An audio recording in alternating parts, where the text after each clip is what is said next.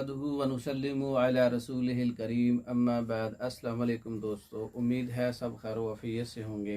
आज हम बात करेंगे गुस्से पर कंट्रोल, गुस्से का इलाज। गुस्सा आने से हाथ पाँव भी कांपते हैं और पूरा जिस्म भी कांपता है। ये उज़लाती असाबी तहरीक में ऐसा होता है।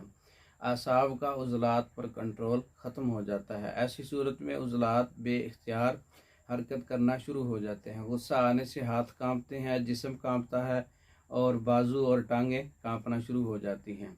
ऐसी सूरत में उलझन वाले माहौल से बचना चाहिए। टेंशन वाले तफक्कुरात वाले माहौल से और महफिलों से बचना चाहिए।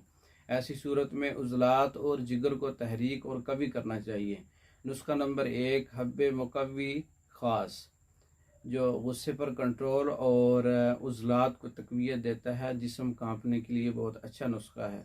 राई 120 ग्राम है, सुरख मिर्च 120 ग्राम है, कुश्ता अज़राकी 30 ग्राम है, कुश्ता फौलाद 10 ग्राम है, सिमल फार 3 माशा है।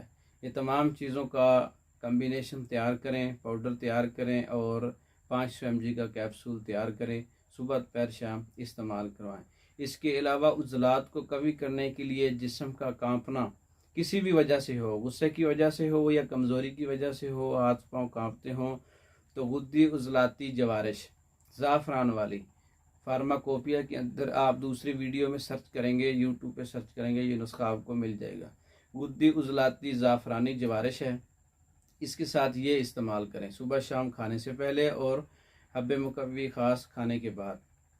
तो इसके इस्तेमाल से जिस्म का कांपना और गुस्से पर कंट्रोल होना शुरू हो जाएगा।